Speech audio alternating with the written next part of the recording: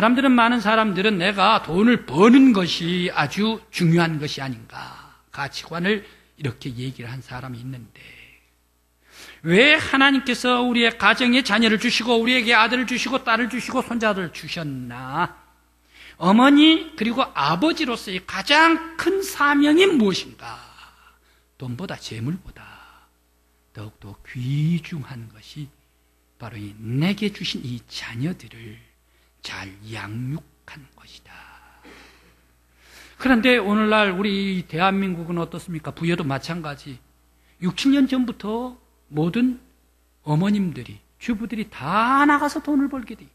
그리고 모든 사람들이 전부 다 돈을 벌게 됩니다. 그러면 아이들이 학교에 갔다 와가지고 집에 들어오면 엄마가 없고 아버지도 안 계신데 횡하는 그 집에서 애들이 뭐 하겠는가? 그리고 그 어머니 아버지들은 야, 이거 학비라도 내고 학원비라도 내고 등록금이라도 챙기기 위해서 아이들의 교육을 위해서 내가 돈을 벌어야 되지 않겠느냐라고 얘기를 하는데, 그런데 이 아이들을 그저 놔둬버리고 돈만 벌다 그러면 이 아이가 어떻게 되는가? 교육을 시키기 위해서 돈을 버는데 오히려 그 아이들 교육이 휘틀어져 버리고 혼란되고 가치관이 혼란돼 버리면 어떻게 되겠는가? 안타까운 일이 벌어지고 있습니다. 그래서 모든 부모님들에게 뿐만 아니라 모든 어른들에게 첫 번째 가장 소중한 사명은 내 아이, 내 아들, 딸들을 잘 양육하는 것이 모든 부모님의 첫 번째 사명입니다. 그래 부모님의 행복한 생활, 부모님의 올바른 가치관이 아주 훌륭한 자녀를 기를 수가 있다라는 사실입니다. 어떻게 하면 한 아이가 장성해서 자신의 영혼을 깨끗이 보존하고 미래의 사회와 이 민족의 희망을 주고 가정에 아름다운 가정 부부 행복을 넘어 축복을 이룰 수 있는 한 부부로의 가정으로 살게 할 수가 있을까? 오늘 성경 잠언에서 하나님께서 기자를 통해서 말씀을 주십니다. 마땅히 어린이들에게 가르치라. 강조입니다. 하나님께서 명령입니다. 모든 어머니들에게 자식들에게 가르치라. 아버지들에게 자식들에게 가르치라. 모든 어른들에게 어린 아이들에게 가르치라. 하나님께서 명령을 주시고 있습니다. 어린 아이들의 영혼을 악한 길로 가지 않게 하라. 패역한 길로 가지 않도록 하라. 아이들 낳아놓고 장성해 나가면서 아이들이 악에 빠지고 패역한 곳에 빠지고 사악한 곳에 빠지고 그렇게 해가지고 나쁜 일을 하고 자기 것만 이렇게 하다가 덜커덕 걸려가지고 감옥에 왔다 갔다 한다라고 할 때에 어느 부모가 마음이 기쁠 부모가 어디 있겠습니까? 애들 우리 부모님의 애가심이지요. 애가심. 그래서 자녀들을 사악한 곳에 가지 아니하도록 오늘 5절 말씀에서 가르치라. 또 아이들 영혼을 깨끗하고 거룩하게 보존하라. 또 하나님의 장성하면서 늙어가도록까지 죽도록까지 하나님께 영광 돌리는 하나님의 거룩한 형상을 보존할 수 있도록 어린 아이들에게 일찍 마땅한 것을 가르치라. 바로 이러한 자녀가 될 때에, 이러한 하나님의 말씀으로 배울 때에 그는 이 사회와 이 민족과 나라에 비전을 주고 또한 가정에 행복한 그런 가정을 이룰 수가 있지 않겠는가. 하나님의 명령을 따라서 우리들은 신앙적으로 내 아들, 딸들을 가르쳐야 합니다. 벌써 4월 28일이 지난달이 되었습니까? 어제 그제 4월 28일 아이삭 블록 소사이어티에서 발표한 그런 세계 미국의 이민국에서 발표한 것인데 이 세 개의 나라의 이민 실태에 대해서 얘기를 합니다. 자기 나라를 포기해버리고 남의 나라를 선택해가지고 이민 가버리는 사람들, 그 나라들을 쭉 서열로 발표를 했습니다. 그런데 10만 명당 뉴질랜드는 2명뿐이 안 된답니다. 영국은 20명뿐이 안 된답니다. 자기 나라를 포기하고 떠나간 사람들이. 일본은 89명이랍니다. 대만은 154명이랍니다. 싱가포르는 480명이랍니다. 그런데 막대 그래프가 모두가 다 싱가포르 400명까지 올망졸망 하는데 우리 대한민국이 10만 명당 몇 명입니까? 바로 오직 하나 막대 그래프만 높이 솟아있어요. 1680명. 일본의 20배랍니다. 대한민국을 1년 만에 1년에 지난 2014년에 포기해버리고 국적을 외국으로 떠나가는 사람들. 단연코 혼자만 막대 그래프가 홀로 유아 독전적으로 높이 솟아있다. 그런데 문제는 대한민국의 엘리트들이 유명한 아주 명문 대학을 졸업을 하고 유명한 대기업에 다니던 사람들이 그저 국적을 포기해버리고 이민 가버린대요. 그것은 과거에는 뉴질랜드나 평화한 그런 나라에 가서 살았는데 지금은 어떻습니까? 저 북유럽에 가서 살아버린다네. 사회보장이 잘 돼 있는 그런 나라들을 찾아간답니다. 왜 그렇습니까? 왜 이렇게 그들은 아주 취업 전쟁에도 승리한 사람들, 그리고 또 시험에도 승리한 사람들 아닙니까? 명문 대학이요. 이런 사람들이 왜 다 떠나가 버리는가? 그것은 그 이유가 있답니다. 그 이유는 대한민국이 경쟁 사회에서 아주 지쳤기 때문에 끝없는 경쟁하고 또 경쟁하고 또 경쟁 사회에 이제 더 이상 신물이 났기 때문에 내가 공부하는 것도 경쟁했다, 명문대 가는 것도 경쟁했다, 그리고 취업하는 것도 훌륭한 직장 가는 것도 경쟁을 했다. 그런데 이 훌륭한 직장에 나와 살았으면 이제 살아남는 거 아닌가? 그 훌륭한 대기업 내에서도 계속해서 사느냐 죽느냐 치열한 경쟁을 해야 된답니다. 너무너무 경쟁이 힘들대요. 그런데 내가 이 대한민국에서 이렇게 경쟁해서 살았는데 이제 내 아들, 딸들도 똑같이 대한민국 속에서 입시 경쟁을 하고 취업 전쟁을 해야 되지 않는가. 이런 경쟁에 신물이 나가지고 대한민국을 포기해버리고 이민으로 떠나간다. 또 한국 사회의 희망이었기 때문에 그렇답니다. 한국 사회가 무한한 경쟁 사회인데 이 무한한 경쟁 사회 속에서 경쟁이 올바른 경쟁이 공정이 돼야 되는데 이 룰이 틀렸다 이거예요. 앞선 사람들, 부자들 그런 사람들만 유익을 하고 이 부자 이런 사람들은 자기 다 전부 다 장악을 해버리고 가난한 사람들, 없는 사람들, 이러한 사람들 기회를 주지를 않는다네. 그러면서 그러한 아주 나라에 있어서의 어렵고 힘든 사람들, 그리고 또 그러한 사람들, 어떤 사람들입니까? 부패한 사람들, 그리고 또 잘못 착취하는 이런 사람들이 국정을 담당을 하고 또 경영을 담당을 하고 버젓이 나라를 다스리고 있기 때문에 이러한 대한민국이 희망이 없다는 얘기. 차라리 희망이 있는, 기회가 있는 나라로 가버리자. 국적을 포기해버린답니다.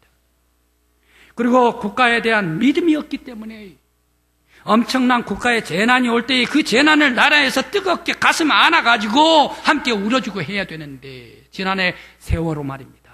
그래 어린 새싹과 같은 260명 이상 되는 학생들 다 물에 빠져서 침수가 되어버려도 그 부모님들의 마음 슬픔 이건 달래주질 않고 네 탓이다 내 탓이다 해서 이 탁구공이나 이리 치고 저리 넘기고 하는 이런 사회가 나라가 싫다는 얘기. 그래서 국적 포기해버리고 차라리 사회 보장이 잘 되는 그런 나라로 떠나가 버리자. 포기해버린대. 사람들은 어떻습니까? 누구나 다 친숙한 환경 속에서 살기를 원합니다. 그리고 잘 몇십 년 동안 잘 곁에서 함께 아는 사람과 같이 생활하기를 원합니다. 60세 이상 되는 사람들, 자, 지금 아주 돈도 더 줄게, 집도 더 좋은 집이야, 저 김제로 가라, 정읍으로 가라, 라고 하면 비어 떠나겠습니까? 그런 사람들, 차라리 한술 덜 먹고 내 친구들과 친척이 있는 사람들하고 같이 살지 뭐. 바로 이것이 어르신들 아닙니까? 그런데 왜 이 사람들은 자기가 환경도 생활도 친구들도 많이 알고 있는 대한민국을 떠나버리고 언어도 생소하고 사람들도 친숙하지 않고 환경들도 생소하지 않는 이러한 것을 무릅쓰고 각오를 하면서 국적을 포기해버리고 마는가. 이런 어려움을 각오하고 떠나갈 때는 대한민국 사회가 뭔가 문제가 있고 고장난 사회가 아닌가. 그렇기 때문에 떠나는 것이 아닌가 생각을 해봅니다. 그러한 명문대 그리고 또 훌륭한 대기업에 들어가기까지 부모님들께서는 얼마나 그 교육비를 많이 댔겠습니까? 그리고 그 학생들 다 훌륭한 사람들 만들려고 국가적으로 얼마나 많은 그런 배려를 해줬습니까? 한국에서 이렇게 엄청난 많은 비용과 교육비를 대놓고 훌륭한 사람 만들어놨는데 뚝딱 이민을 가버리니까 좋은 사람들 다 외국에서 다 받아들여버리고 우리 한국은 그만큼 손실이 아니겠는가. 자녀들을 기를 때에 조국을 위해서 기르고 민족을 위해서 기르고 사회를 위해서 기르고 가정의 행복과 축복을 위해서 기르고 하나님의 영광을 위해서 일할 수 있도록 우리들은 길러야 할 줄 믿습니다. 아이들을 그러면 훌륭한 사람으로 기르기 위해서는 어떻게 해야 되는가? 훈련을 잘 시켜야 합니다. 언어의 입술의 훈련, 손의 훈련, 눈의 시각의 훈련, 다리에 가는 훈련 이란 것을 잘 훈련시키고 교육을 시켜줘야 합니다.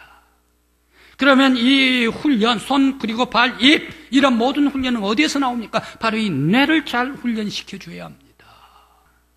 그런데 요즘에 많은 사람들은 어떻습니까? 모든 사람들이 다 이 공부 잘하는 거 그리고 또 이 모든 사람 성적 잘 오르는 거 그래 IQ 그렇게 해가지고 왼쪽 뇌만 발전시키고 공부해라 이렇게 되다는 얘기. 그러니까 정서를 쏙 뽑아버린다는 얘기. 정서가 없이 IQ가 높은 아이들을 한 대기업에서 뽑았대요. 대기업에서는 머리 똑똑하고 아주 훌륭한 그런 학생들 이제 우리 기업에서 쓰면 급히 이 회사를 발전시킬 것이다 해가지고 똑똑한 IQ 높은 놈들만 뽑았대요. 그래가지고 이 회사에서 일을 시켰더니 발전이 잘 되고 훌륭하게 급하게 발전될 것이다 생각을 했는데 웬걸 아니래요. 모두가 다 IQ 높은 놈들이 다 똑똑하니까 서로를 내 것이야 너 것이야 내 것이야 이기주의래요. 그래 합력을 하지를 않고 협력을 하지를 않대요. 그러니까 이리 갈등 저리 갈등하다가 불협화음만 나다가 회사가 잘 굴러가지를 않고 오히려 진퇴양난이 되어버리고 말더래요. 그래 이 CEO가 이거 안 되겠다 해서 EQ 높은 사람을 붙잡으라 라고 해가지고 EQ 높은 사람을 뽑았대요. 그랬더니 EQ 높은 이런 사람들 조금 톡톡 튀는 맛은 없지만 협력을 잘해요. 양보를 해요.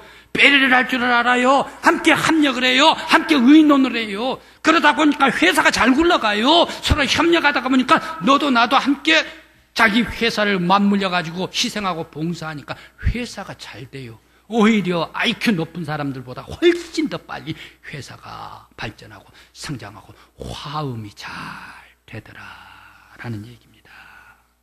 물론 IQ가 높아야 됩니다. 지식이 있어야 됩니다. 아무것도 모르면 EQ도 발동되질 않아요. 경험도. 물론 알고 지식도 있어야 돼요. 지혜도 있어야 돼요. 그런데 더 중요한 것은 무엇인가?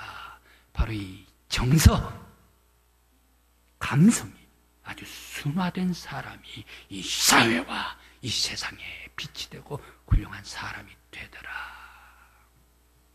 오늘 한국의 교육과 가정의 교육의 맹점이 인류학교에 보내기 위해서 성적만 올리고 지식만 높이 쌓으려다가 보니까 애들 한쪽 머리만 잔뜩 크게 만들어 놓고 배려할 줄도 모르고 이기적인 욕심쟁이들만 양산을 해 놓았습니다. 그러다가 보니까 애들은 손을 못 대요.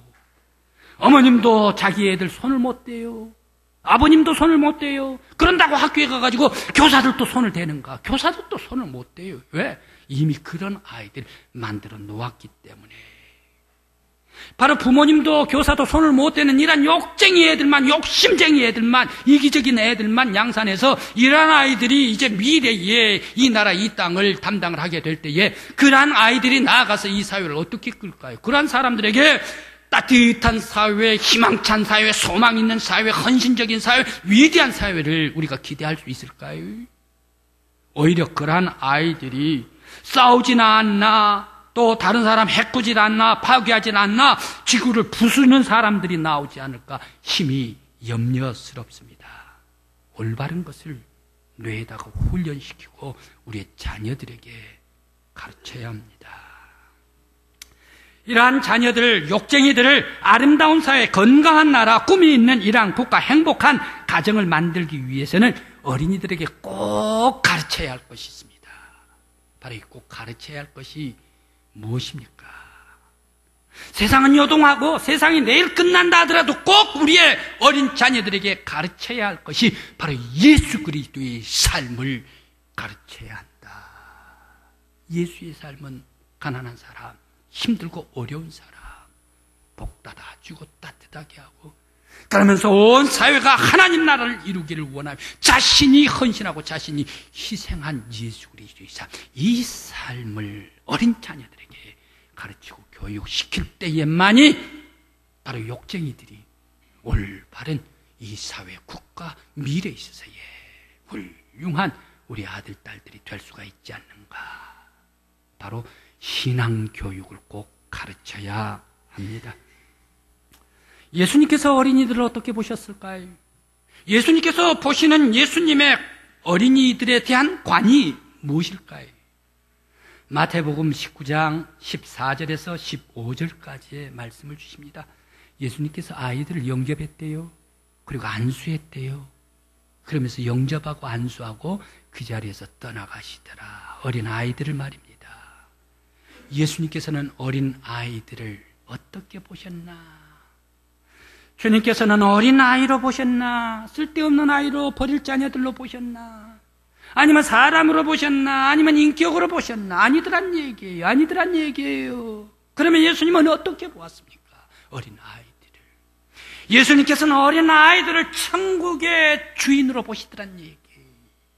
이런 자들이 천국의 주인이더라. 어린아이, 우리들은 하찮게 보지만 예수님께서 어린아이들을 볼 때 천국의 주인으로 보았기 때문에 그를 영접했죠. 어린아이들을 그들에게 안수해줬죠. 그들의 영혼을 지켜줬죠. 어린아이들을 복을 내려주셨지요. 미래의 훌륭한 사람으로 만들어주셨더라. 예수님께서 바라보시는 어린아이의 관은 어린아이라 버림, 그리고 보통 사람, 보통 인격이 아니더란 얘기. 천국의 주인으로 존중하더라. 모든 어머님들, 모든 아버님들, 모든 어르신들도 바로 예수의 눈을 가질 수 있는 여러분들이 되시기를 간절히 기원합니다. 이 자녀들은 내 자녀가 아니에요. 하나님께서 맡겨주신, 내게 사명적으로 맡겨주신 자녀다. 하나님의 자녀다. 바로 이렇게 생각하면서 우리 어린이들을 따뜻하게 사랑으로 존중할 수 있는 여러분들이 되시기를 간절히 기원합니다. 신앙교육에 대한 한 성경에 여러 많은 사람들이 있습니다. 훌륭하게 신앙교육을 받고 잘된 사람들이 있습니다. 바로 그 사람들은 누구입니까? 디모데가 그렇지 않습니까? 또 여호수아가 그렇습니다. 또 한나의 기도를 먹고 자란 사무엘이 그렇습니다. 그런데 성경을 읽고 보는데 가장 도드라진 사람이 있더란 얘기예요. 제가 늘 강조를 하는 사람입니다. 요셉입니다. 요셉에게는 이 성경 말씀을 읽으면 탐복을 해버려요. 놀랄 정도가 아니라 탐복을 해버릴 정도의 위대한 인격을 가졌더라라는 얘기입니다. 요셉은 어떤 사람입니까? 요셉 자기의 친어머니 죽어버렸습니다. 오다가 브엘세바 오다가 죽어버렸습니다. 자기는 어떻습니까? 형들이 배반을 해가지고 형들이 굴에다가 지금은 팔아내버렸습니다. 그리고 저 애굽으로 보내버렸습니다. 아버지는 살아 계시지만 자기는 형제도 없고 아버지도 없고 이제 고아가 돼버리고 말았습니다. 그런데 이 고아가 돼가지고 노예가 됐습니다. 어디로 들어가 버립니까? 감옥에 들어갑니다. 이 정도 되면 요셉은 어떻게 살아야 됩니까? 엄마도 없지, 아빠도 없지, 그리고 형제들한테 모함 버림받았지, 거기에다가 감옥에까지 들어갔지. 이 인생 추한 밑바닥 인생 아닙니까? 될 대로 되라 파괴적으로 살 수밖에 없는 요셉 아닙니까? 그런 요셉이 어떻게 됩니까? 감옥 안에서 이를 갈아야 돼요. 형제들이 날 버렸다 해가지고 칼을 갈아야 돼요. 내가 나가기만 하면, 형제들 보기만 하면 내가 이렇게까지 괴로움, 감옥에까지 가야 되는가. 이를 갈아야 할 요셉 아닙니까? 근데 그는 어떻게 됩니까? 종리 되신 되었습니까? 종리 되신 된 것, 이것도 놀랄 일인데 더 놀랄 일이 있어요. 총리 대신 되어서 세계의 모든 경제를 장악한 여기에 놀랄 것이 아니라 요셉에게 더 놀라는 것은 바로 형들을 다 용서해버리더라. 위대한 인격이더란 얘기예요. 형들이 아버지 야곱 돌아가시고 요셉 총리 대신 발밑에 엎드립니다. 목숨만 동생이요 총리요 목숨만 살려주소서, 용서해 주소서.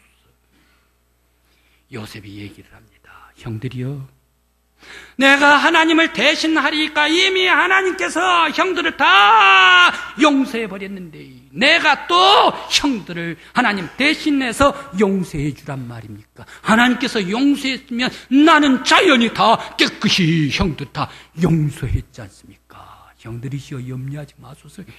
형들의 아들, 딸들도 내 조카들도 내가 다 먹이고 양육하겠습니다.